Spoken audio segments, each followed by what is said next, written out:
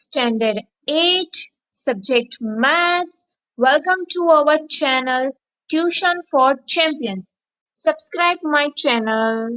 આજે આપણે જોઈશું સ્વાધ્યાય 3.3 ના પ્રશ્ન નંબર 1 થી 6 નું સંપૂર્ણ સોલ્યુશન. તો પ્રશ્ન 1 શું કહે છે?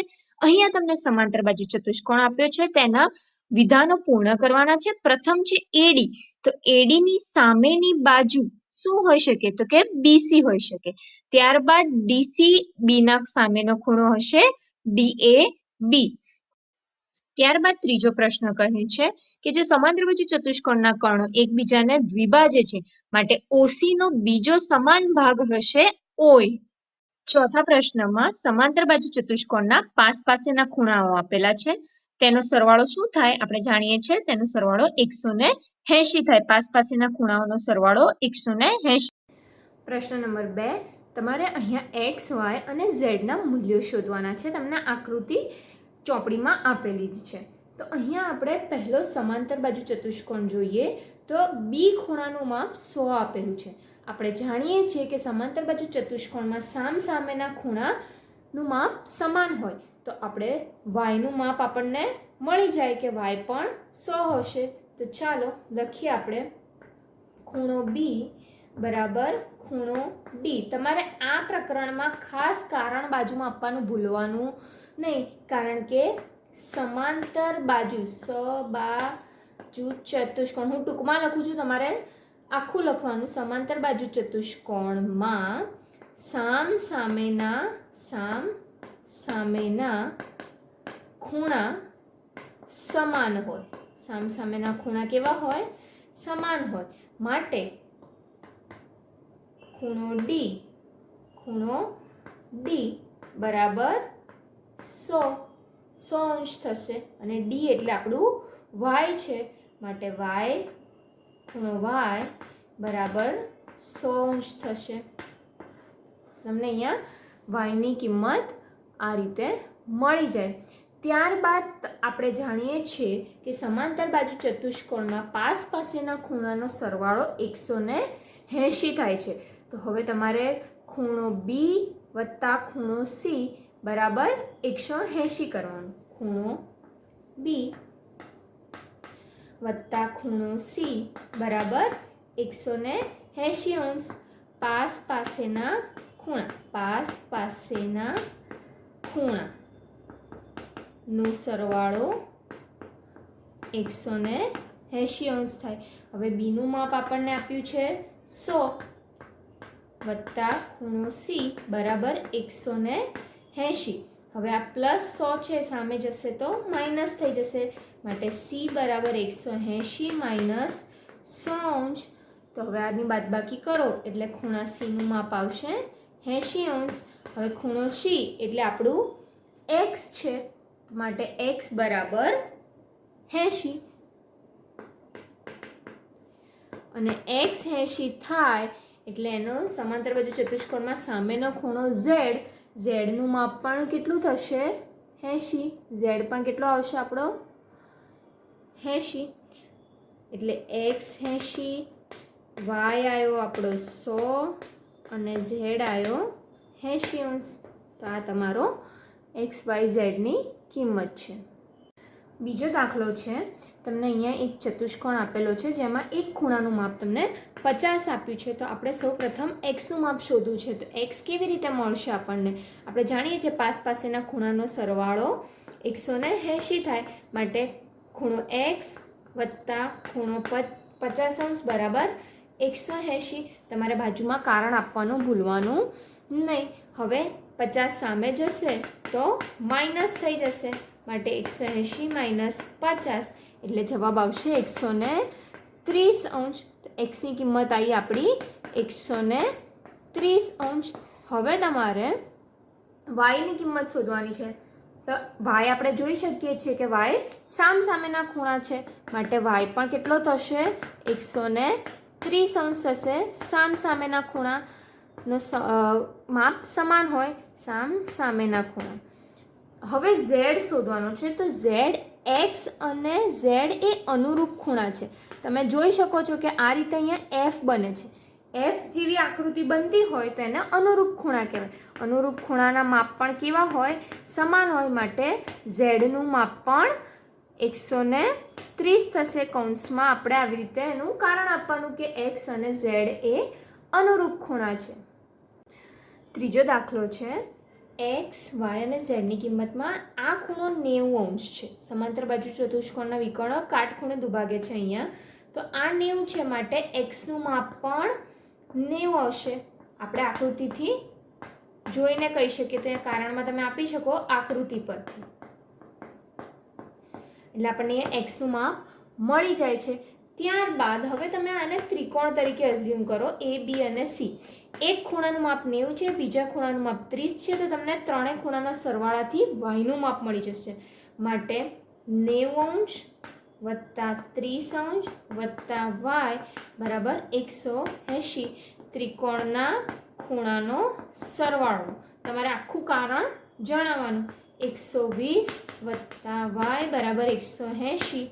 માટે વાય બરાબર 180 માઇનસ 120.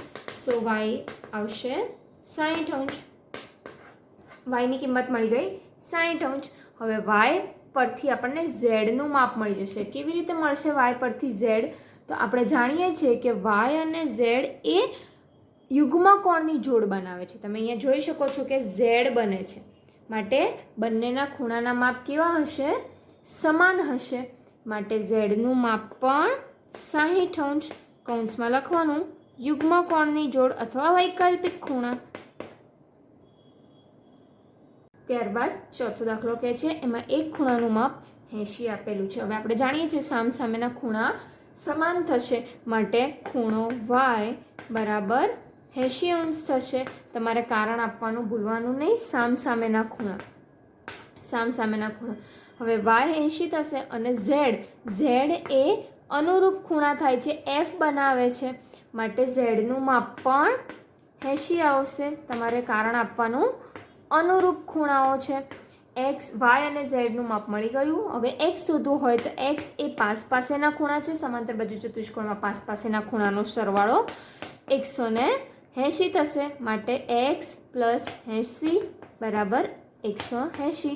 અહીંયા પાસેના ખૂણા માટે 80 સામે જશે તો માઇનસ થશે, એટલે એક્સની કિંમત આવશે 100°. તો આ રીતે તમને એક્સ, વાય અને ઝેડની કિંમતો મળી જાય. પ્રશ્ન 2નો 5મો દાખલો, જેમાં એક ખૂણાનું માપ તમને 112 આપ્યું છે. આપણે જાણીએ છીએ કે સામસામેના ખૂણા સમાન થશે. માટે વાયની કિંમત પણ 112 થશે. બાજુમાં કારણ આપવાનું ભૂલવાનું નહીં કે સામેના ખૂણા. હવે તમે જોઈ શકો તો આને તમારે ત્રિકોણ તરીકેના બે ભાગ પાડવાના. તો આ એક એબીસી ત્રિકોણ છે. તો એમાં ખૂણો એક્સ, વાયનું માપ આપણે શોધ્યું 112 અને આ આપ્યું છે આપણને 40° બરાબર 180 થાય. ત્રિકોણના ત્રણેય ખૂણાનો સરવાળો. ત્રિકોણના ત્રણેય ખૂણાનો સરવાળો 180 થાય છે. માટે હવે એક્સ આપણને સરળતાથી મળી જશે. આ બંનેનો સરવાળો કરીએ તો જવાબ આવશે 152° અને 152ને સામે લઈ જાઓ, બાદ કરો તો 180માંથી બાદ કરો તો એક્સની કિંમત આવશે 28°. એક્સ 28 આવે એટલે ઝેડ આપણને મળી જાય, કારણ કે આ યુગ્મ કોણ બને છે? ઝેડ તમે બને. આ જે હોય એક્સ એ ઝેડ બંને ખૂણા સમાન થાય. માટે ઝેડની કિંમત પણ 28°. કૌંસમાં યુગ્મ કોણ, વૈકલ્પિક ખૂણા. જે આકૃતિ આવી રીતે ઝેડ બનાવતી હોય એ બંને ખૂણાના માપ સમાન હોય. પ્રશ્ન નંબર 3, શું ચતુષ્કોણ એબીસીડીમાં સમાંતર બાજુ ચતુષ્કોણ થઈ શકે? તો સૌથી પહેલાં તો આપણે એબીસીડી સમાંતર બાજુ ચતુષ્કોણ અહીંયા સાઈડમાં દોરીએ. તો એ, બી અને સી, ડી. અહીંયા કેટલીક શરતો આપી છે, આપણે એ શરતો ચકાસવાની છે. ખૂણો ડી અને ખૂણો બી સામસામેના ખૂણાનો સરવાળો 180 હોય તો જવાબ આપણે આપીએ હા હોય, પણ દર વખતે હોય એવું શક્ય નથી. એટલે થઈ પણ શકે અને ના પણ થઈ શકે. ત્યારબાદ આપણને એક બીજો પ્રશ્ન પૂછ્યો છે કે એબી અને ડીસી, એબી અને ડીસી આ બે બાજુનું માપ 8 8 હોય તો એ સાચી વસ્તુ છે, સામસામેની બાજુના માપ સમાન હોય. પણ એડી 4 અને બીસી 4.4 તો આવું શક્ય થાય સમાંતર બાજુ ચતુષ્કોણમાં? તો આનો જવાબ આવશે ના, કારણ કે સામસામેની બાજુઓ સમાન હોય. ત્યારબાદ આપણને ખૂણા એનું માપ આપ્યું છે 70 અને ખૂણા સીનું માપ આપ્યું છે 65. શું આવું શક્ય છે? તો જવાબ છે ના, આવું શક્ય નથી, કારણ કે સમાંતર બાજુ ચતુષ્કોણમાં સામસામેના ખૂણાનું માપ હંમેશા સમાન જ હોય. પ્રશ્ન નંબર 4, એવો કોઈ ચતુષ્કોણ જેની કાચી આકૃતિ દોરો કે સમાંતર બાજુ ચતુષ્કોણ ન હોય પરંતુ સામસામેના ખૂણાની જોડ સમાન હોય. તો આપણે એવો એક ચતુષ્કોણ દોરીએ પતંગાકારનો. તો અહીંયા તમે જોઈ શકો છો, અહીંયા આપણે નામ આપી દઈએ A, B, C અને D. તો કે ખૂણા B અને ખૂણા D નું માપ સમાન છે, પણ ખૂણો B અને ખૂણો D સમાન છે, પણ ખૂણા A અને ખૂણા C નું માપ સમાન નથી. માટે આ ચતુષ્કોણ સમાંતર બાજુ ચતુષ્કોણ ના કહેવાય, કારણ કે સમાંતરમાં સામસામેના બધા જ ખૂણાની જોડ સમાન હોય. અહીંયા માત્ર એક જ જોડ સમાન છે. પ્રશ્ન નંબર 5, સમાંતર બાજુ ચતુષ્કોણમાં બે પાસ પાસેના ખૂણાઓના માપનો ગુણોત્તર આપ્યો છે. તો મેં બાજુમાં આકૃતિ દોરીને બતાવ્યું છે.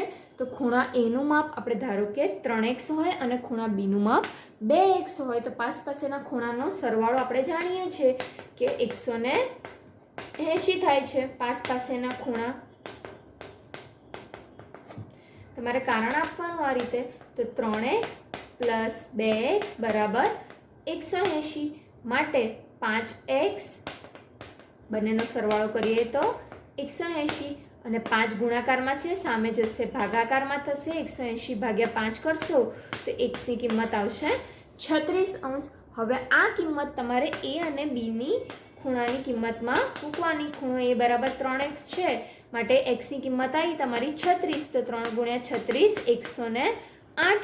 એટલે ખૂણા A નું માપ આવશે 108°, જ્યારે ખૂણા B નું માપ આવશે 2x. 2 × 36 36 દુ 72, માટે ખૂણા B નું માપ આવશે 72°. હવે બધા જ ખૂણાના માપ શોધવાના કીધા છે. તો જે માપ A નું હશે એ જ માપ ખૂણા C નું હશે, અને જે માપ B નું હશે એ જ માપ ખૂણા D નું હશે. તો આ રીતે તમે ચારે ખૂણાના માપ શોધી શકશો. પ્રશ્ન નંબર 6, સમાંતર બાજુ ચતુષ્કોણના પાસ પાસેના એક ખૂણાની જોડના માપ સમાન છે. મેં અહીંયા આકૃતિમાં બતાવ્યું છે કે ખૂણો A અને ખૂણા B નું માપ ધારો કે x છે. તો તમારે બધા ખૂણાનું માપ શોધવાનું. તો હમણાં આપણે પ્રશ્ન 5માં કર્યું એ મુજબ ખૂણો A વત્તા ખૂણો B બરાબર 180 થાય. આપણે જાણીએ છીએ પાસ પાસેના ખૂણાના માપનો સરવાળો 180 થાય. હવે A અને B નું માપ સમાન છે, આપણે જેને x ધાર્યું છે. તો x + x માટે 2x બરાબર 180. 2 ગુણાકારમાં છે, સામે જશે એટલે 180 ભાગ્યા 2. તો જવાબ આવશે x નું 90°.